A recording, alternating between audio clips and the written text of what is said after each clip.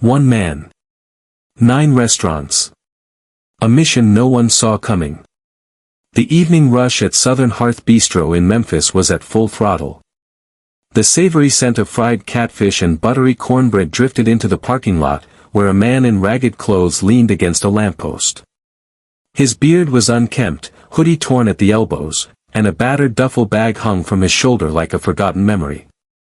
To anyone passing by, he was just another homeless man, invisible to most. But inside that worn disguise stood Alex Johnson, the proud owner of Southern Hearth and 8 other bustling restaurants across the South. Over 25 years, he'd built an empire from scratch. For Alex, food wasn't just business, it was family, culture, and community. Now nearing 60, legacy was on his mind. His children had no interest in taking over. And hiring an outsider felt wrong. He needed someone who understood what Southern Hearth stood for: hard work, compassion, respect. You don't find that in a resume. So he made a bold decision, to go undercover. To disappear into the background of his own restaurants, not as their boss, but as a nobody. Watching. Listening. Looking for the one person who could carry the torch. What he found would change everything. Chapter 1, The Disguise. As Alex stepped through the front door of his Memphis location, the familiar warmth wrapped around him like a memory. Chatter echoed across the room. He shuffled to a quiet corner table, unnoticed. A young hostess hesitated when she saw him, then smiled politely. "Hi, sir. Can I help you?" He didn't answer right away. Just soaked in the place that had become the heart of a neighborhood. Then, softly, he said, "Just water." She nodded and moved on. From that moment, the experiment began. Chapter 2, Through a Different Lens. At each of his 9 locations, Alex watched the soul of his business unfold, sometimes in ways that made him proud, and sometimes in ways that broke his heart. In Baton Rouge, a dishwasher named Rosa quietly stepped in to help bus tables when servers got overwhelmed, sleeves rolled up, no complaints. In Birmingham, a server named Danielle knelt beside a struggling young mother, handing crayons to her restless kids with a warm smile. The mom's stress melted, just a little. But in Jackson, 2 cooks argued so loudly in the kitchen that customers began to glance nervously at each other. The manager pretended not to notice. And back in Memphis, the place closest to Alex's heart, he witnessed something that cut deeper than he expected. Chapter 3, The Test. It was week 2. Alex was back in Memphis, sitting quietly as families laughed, couples shared appetizers, and birthday candles flickered. Then he heard it. "Hey, don't waste your time with him," a voice sneered. It was Peter, a server. "Guy's not tipping. Probably doesn't even have $1 to his name." Alex's chest tightened. He'd done everything to blend in, but this? This was a slap.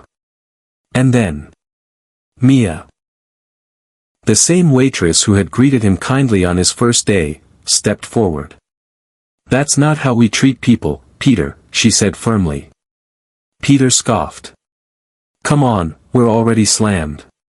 Why waste energy on someone like that?" Mia didn't flinch. "Because it's the right thing to do." Alex's eyes welled with pride. She didn't know who he was. But she treated him with dignity when it mattered most. That should have been the end of it. But then Earl, the district manager, walked in. His eyes scanned the room, and landed on Alex. "Alex," he whispered, leaning in. "Is that you?" The secret was out. Chapter 4, The Reveal. The restaurant fell silent as Alex stood. "I'm Alex Johnson," he said. "I own this place." "All of them." Gasps. Frozen forks. Stares. Mia blinked, confused. Peter went pale. Earl whispered, "Why didn't you tell us?" Alex looked around. "Because I needed to see the truth. Who we are when no one's performing." And then, in front of staff and customers alike, Alex told them everything. How he'd been traveling from city to city, eating alone in corners, watching. Not to punish, but to find heart. I've seen cooks helping servers. Dishwashers stepping up. Servers going the extra mile, he said. That's the soul of Southern Hearth. But I've also seen disrespect. Laziness. And attitudes that don't belong here. He turned to Mia. You reminded me what this place is about. But I'm not handing you the keys, not yet. Leadership is earned, every day. So I'm offering to train you. To teach you what it takes. Tears welled in her eyes. Mr. Johnson, I don't know what to say.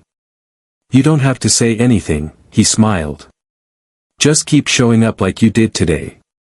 Applause echoed through the room. But this wasn't just about Mia.